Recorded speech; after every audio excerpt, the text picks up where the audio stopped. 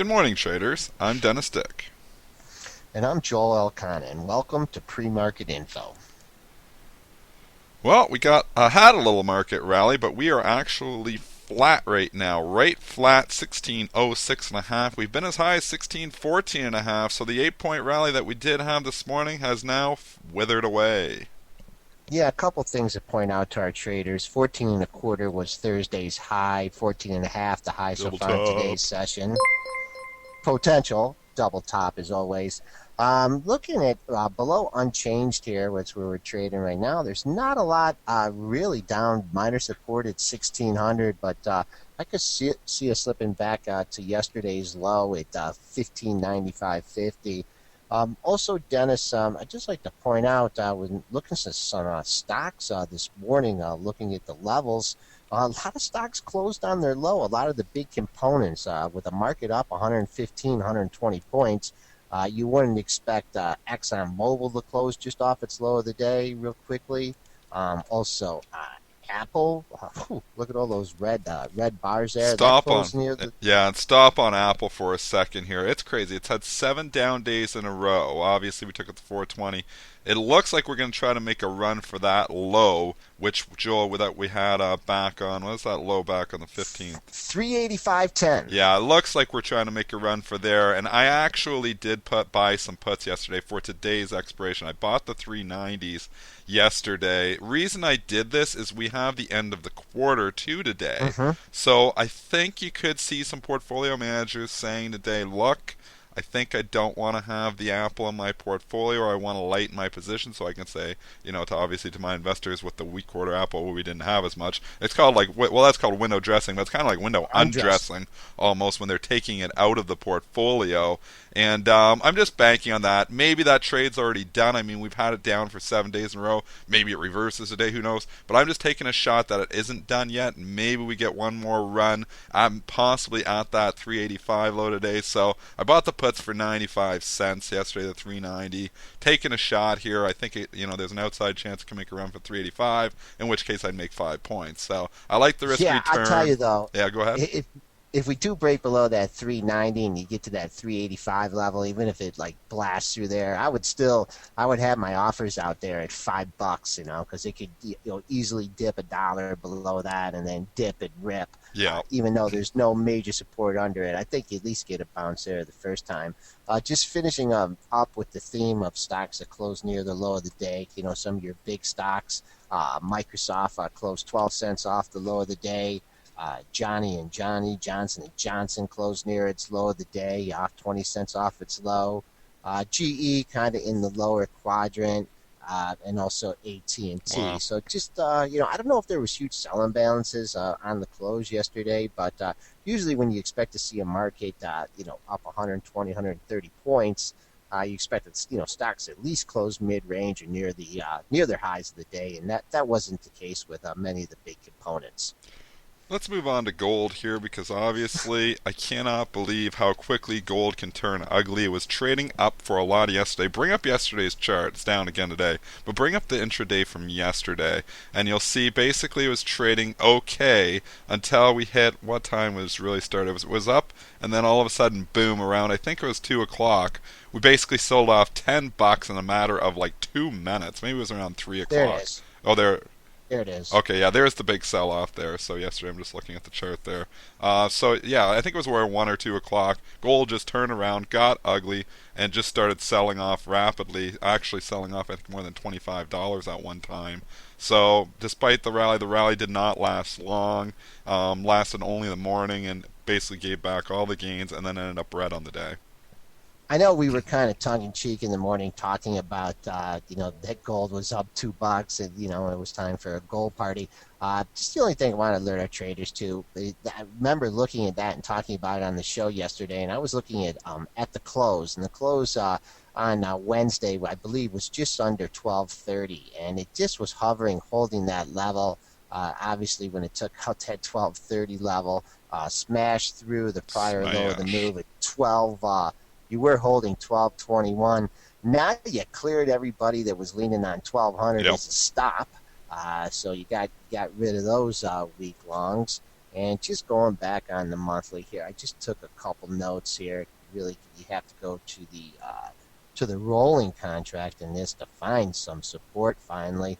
And people are not going to want to hear this, but back in April of 2010, we traded down to 11.50.50. Whoa. So that could be on the radar over the next couple days. Yeah, it's just scary. I mean, we just haven't found the bottom yet. Eventually, it's due for an update. I mean, you just don't see gold fall $200 and not eventually get some type of bounce. Long term, still, I still don't like it. I still think, we're in a long term secular down move in gold overall, but short term, it's gonna have a bounce. It's gonna have a short squeeze more than anything eventually because you got a lot of people short this thing. Everybody's basically throwing it out, saying how terrible it is, and eventually you will get some type of short squeeze. I think that's gonna happen the next day or two. It's just a matter of where it happens from. Do we fall another $30 and then bounce, 30, or do we, continue to cascade for a couple more days? Eventually, we're due for a short squeeze in this though because it's just oversold.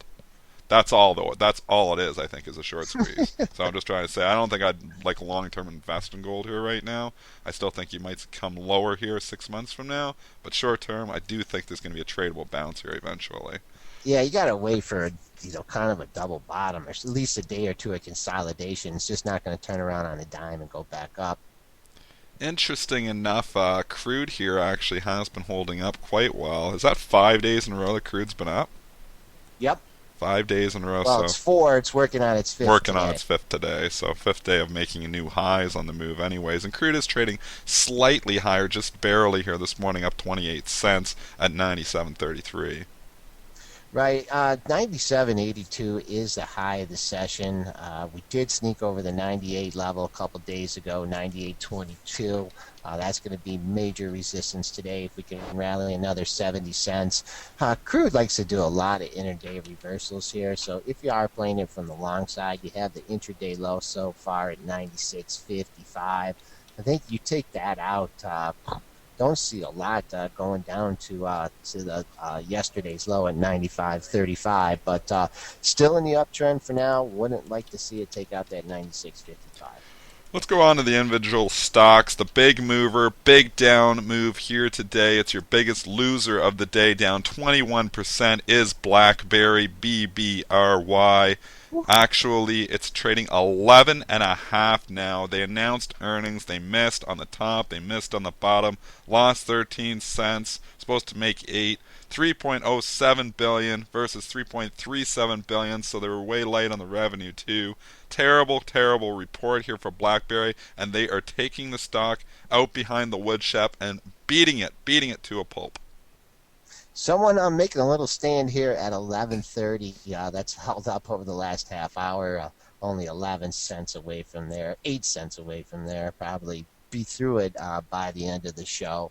Uh, just nothing to like about these numbers. Not sure if the daily is going to do us anything. Let's go out to the weekly in this thing.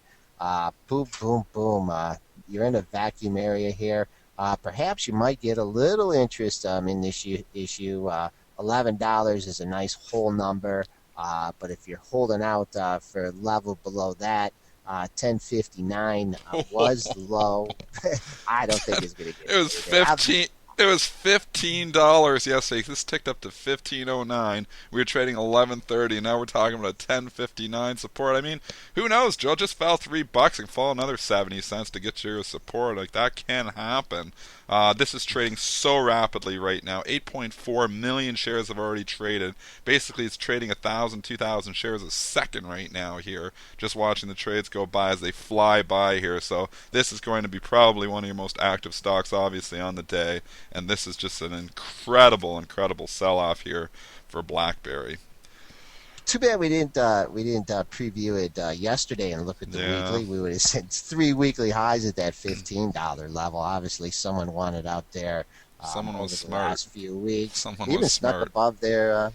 Snuck above there yesterday. But I don't know. I mean, I guess you could consider this a tech stock, but just hitting the skids today. Sorry for the BlackBerry owners. Yeah, Accenture hitting the skids here too. ACN, they reported earnings last night, and They actually beat on the bottom Whoa! line. I know it's just been destroyed. $1.14 versus $1.13, but they missed on the revenue and they didn't like that. 7.2 billion versus 7.4 billion. They didn't like the comments. They didn't like anything really about it here. The stock is actually trading down almost $8 now at 72.90. This is an ADR, obviously. 80.22 is where the stock closed. So this is just getting killed as well. 72 and a quarter has been the low so far. I made that in the after hours. Since that 72 and a quarter pop has not been able to get above the $74 level. 73 was the high just not too long ago, so we use 74 as resistance. I would keep an eye on that 72 and a quarter low. Did get a pretty good pop off that. Don't think the daily is going to do us much here. Let's go out to the weekly in this stock. There's a nice round number for you. Right around the 70 level, hit Ooh, that's $3 away. 69.79. We ain't Yeah. gonna see that. What are those couple other? There's a couple. If you go right to the next bar Yeah, you're over, right. I think we're already through those are two. we? No, actually not. No, you're right. You're right. 71.48, 71.58. Called that level Buck away 71.53. from Were a here. couple weekly lows back in February of this year. So, folks, keep an eye on that level. 72.10 was also a low in that area on the weeklies. IBM down probably off sympathy with Accenture. Obviously, similar services businesses, and with Accenture down this far and not looking that good, they were concerned about the IBM services business Wow. too. And IBM is actually trading down $3 right now at 192 and a half, closed at Woo. 195.65. So IBM dangerously close. The low from 4 days ago and made the lows when everybody's washing out and everything. The low was 194.34 on the 24th. That's the bogey that I would keep an eye on if you're trading IBM here today. Yeah, that stock over the last couple of days too, with their big rally in the market, couldn't even claw its way back to the $200 level. Just consolidating. I will keep an eye on the 191.34 level, buck away from there. Let's see what they've had to do in the pre-market. Pre-market, they've taken it just down to 192.01, so that's a temporary level here. But IBM not reacting well to this ACN news. Nike reported earnings there last night. Bring up the after hours chart on this one, Joel, because they reported 76 versus 75. So they beat on the bottom line, 6.7 billion versus 6.64 billion. Beat on the top line. That initially was conceived as good, and Nike actually was trading up almost $2, actually over $2 after hours on that initial report. Conference call came out, and like the comments are saying, started beating it up in the conference call, and boom, boom, boom, boom, boom. Stock is now trading down $1, so basically trading 3 points below its after hours high there when it was trading over 64.5. It's now trading 61.65. 64.75 you hit in the pre-market. After hours, you came down all the way to 60.60. Since that 60.60 rebound, you are finding some minor resistance at 62. So that'd be a level I would keep an eye on. Looking at the charts here, had a nice 4-day run here coming off the $59 level. Keep an eye on the low that you had, 60.79. That was just that was back on Wednesday, so that should be an important level. And I believe that the pre-market activity took it right there. So that's my bogey on the downside, 60.79. Pfizer on the news here announcing a new $10 billion share repurchase after hours last night. Stock is trading up again here this morning. Bring up that chart, after hours chart. 28.5 is where it's trading after closing at 28.18. So Pfizer getting a nice lift here in the pre-market. After that news was announced, popped up to 28.62. Now getting a lot of consolidation here at the 28.50 level. Haven't really been talking about this stock that much. I know it's been in the news with its spinoff of that Zodis. 28.66 was yesterday's high. We hit that in the pre-market. That is a good level. Keep an eye on. Above that, you could be sneaking up towards the $29 level. But there's always an overreaction of these stock buybacks. Traders act like they're sending the order to the market to buy right then and there, and they like to do it on weakness. They don't like to do it on strength. Couple upgrades here this morning. You are getting Bed Bath and Beyond upgraded at Bank America, which is triple BY, and you're also getting ZUM Zebra, which is Zuma's, getting upgraded at Wedbush. So let's go to the BBBY first, though. Stock trading up here a little bit in the pre-market. We are up another 80 cents here this morning. Yeah, they got real spotty activity here. What I'd be keeping an eye on if I was active in this issue, a level we're trading at right now, 70.99 was the high in the 20th. Currently trading at 70.93, but on a little 100 shares there. So It's bid still there, looking though. for yeah, it's good there. Yeah, it's Whack bid it. up there. Our best offer's up at 72.20. What was the high there back from 6 days ago? Because that's where the offer is right now. Is that 72? 72.36. Okay, so this guy 72.20. He's sitting up there looking like he's leaning on the high of the move there, which is actually coincidentally, actually the 52-week high, if I'm just looking a little bit further out, is 72.36, Joel. So that guy's sitting right on the 52-week high. Oh no, it's This 72.20. is I said just an he's upgrade, all right? I yeah, mean, it's just this an is not. upgrade. But an upgrade Yeah, on a $70 stock. Usually an upgrade will pump a stock a couple percent. So that would push it up into that 72 area if the upgrade does come through and give it a 2% up push. Usually, depending on who the brokerage is, an upgrade can give you anywhere from 1 to 3, 1 to 4%. If it's Goldman, sometimes it can give you upwards of 4%. On a Bed Bath and Beyond, I think a Bank America upgrade's probably worth a couple of percent, possibly. So I would not be surprised if we tested that 52-week high today. I would be. I would be. It sounds like a bet. So you think we can't test 72? I think we test, meaning it gets up there above 72. This guy's offered 72.20. I think he can get above 72 today. You think it's going to go above 70? You want to We take have this? we haven't bet a six pack in a while. I'll take that. Okay, I'm saying it ticks above 72 today, Joel. So it doesn't tick under 72. 71 and a half. Does the pre-market count? Because it just bid 71 and a half right now. I'm gonna go bid at No. 72 and get just Yeah. doing the six No. pack. No. Pre-market does Pre-mark not doesn't count. count. Oh, give me a break. Okay, that's fine. I'll bet you the six pack anyway. Six pack. That's more than our usual. And I'll end up being drunk here off that. Zuma's ZUMZ. Go to that one because that's upgraded at Wedbush here. It is trading up in the pre-market about 1.3%, so 28.33 bid there right now. Getting a little bit of a lift after actually it's been coming back the last couple of days. Yesterday's high was 28.57, so it's trying to press it up to yesterday's high. Right. Previous day's high was 28.46 too. So the opening into some resistance there. If in fact it can get through there. Major resistance 29. That was the high on June 19th. We only got a couple minutes left. Just want to briefly say, obviously, it's the end of the quarter, which we hinted at when we were talking about Apple. So you will see end of the quarter volatility. It is also the Russell rebalance. The Russell reconstitution is today after the close, meaning stocks are coming in and getting added and deleted from the Russell here. The Russell does publish the projected additions and deletions. It's on the Russell site, which actually I can bring up here just for record listeners.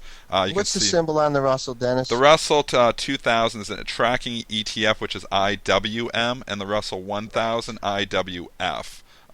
These are individual stocks though, that are going to go in and out of it. So basically, you have the additions, which sometimes get pressed up into this Russell reconstitution day, and the deletions typically get pressed down. But those moves typically happen for the last couple months, and if you look, you've actually seen runs. And what's typically happens is after the reconstitution, some of those stocks that were getting put in and were getting ran up just because they're getting put into the index actually often give back some of those gains. So there's more of a swing trade here. It used to be some day trades, but now the high frequency traders play all with these Russell rebalances. You'll see some crazy imbalances at the close on a lot of these stocks, and sometimes they'll whipsaw and they'll go from buys to sells, and they'll kind of be all over the place. I would expect volatility in any of these stocks that are getting added and any of these stocks that are getting deleted, especially at the close. But the bigger trade is often to fade some of the moves that have happened, not fading them today, but fading them next week after they're put into the actual Russell. You got any You can look individual at a few, issues? like look at something like a ZLC, which is candlestick, or which is Zale Corp here. You can see the run up it's had here. If you bring up the chart on ZLC, look at the run it's had. It's getting added in. You can see it's ran from basically $4 at the beginning of May up to 9.15. So this has been a pretty crazy run. Whew.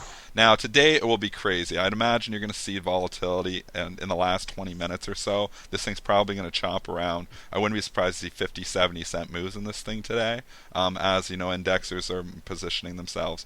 But longer term, it's hard to say. You never know. It's just statistical arbitrage. Is all it is. More often That's a than not, big run up for just it yep. going into the And this is Russell. these things typically can do stuff like this. They can run like that. Another one, AHC. If you want to bring up that chart, it's had a pretty good run there too, sitting at near the highs, been slowly moving up. So you can see some of these stocks go in and they actually show strength ahead of time. And a lot of times these moves over the course of the next month or so, or even the course of the next couple of weeks, can sometimes give back some of these moves. So today, obviously, is the day that they're going to either go in or come out, depending on if they're added or You got deleted. any that are coming out that just to see if there's an opposite pattern on Yeah, these? just go through. I'll go to the deletions here. You can look at some stocks. I'll just randomly grab a couple ticker symbols. DM is coming out. DM. You can see Mm-hmm. that. EML coming out.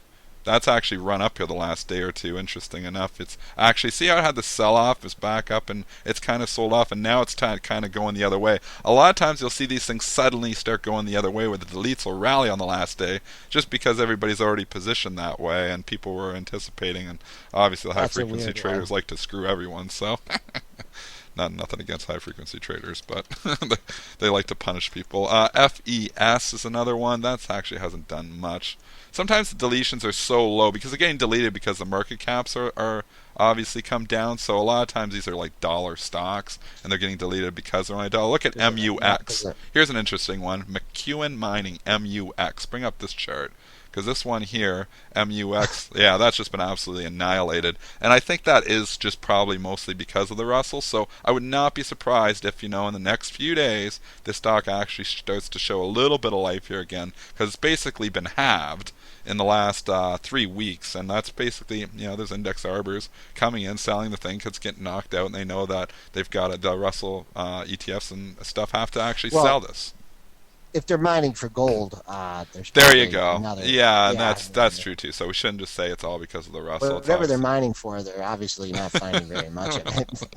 it's not doing well anyway. So I don't know if I'd be buying the miners. You're right, because there's a whole other play there off of the gold too.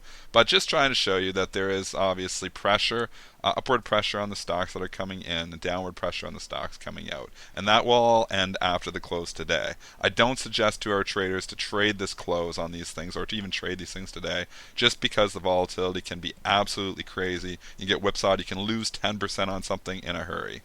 Markets. Catherine asked about the website that you were looking for that you Yeah, got just there. hang on. It's on the Russell. So if you go over to it, it's just the Russell.com right on the front website, and then you can just go and talk and just look for the reconstitution. Then you'll see reconstitution additions and deletions, and you can look through that. And what we can do is on our website we can post a link to it as well. So just to in the little write up, we'll post a link to where you can go see the additions and the deletions, just to be cognizant of what is coming in and what is coming out. But expect major volatility in all of those issues that are going in and out today for sure. Okay, I know you were looking at trying to long and looking for the S&Ps to get up to 1620 yesterday, Didn't and we do were it, talking no. about it.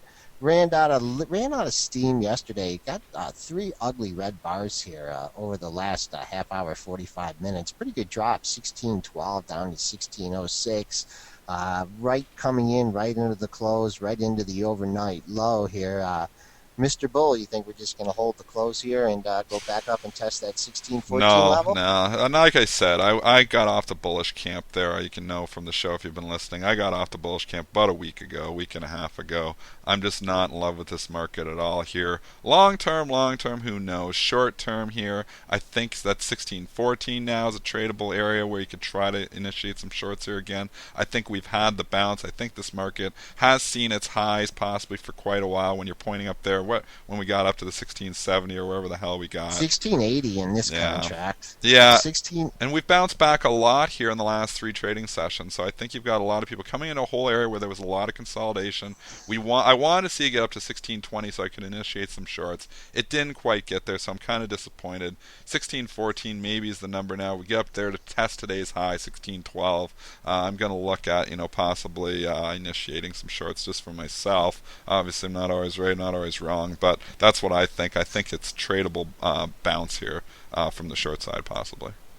Okay, and just to really throw a weird twist on things here, we had a 130-point break here in the S&Ps, and we got a little bit of a rebound. So if they can't get back above this 16-14 level, I think over the next couple of days, you can do another 130-point projection off that level, and that trade has you trading under 1500. Well, that's our show for today, guys. Have a great trading session. Have fun with the Russell there. We will be back at you Monday.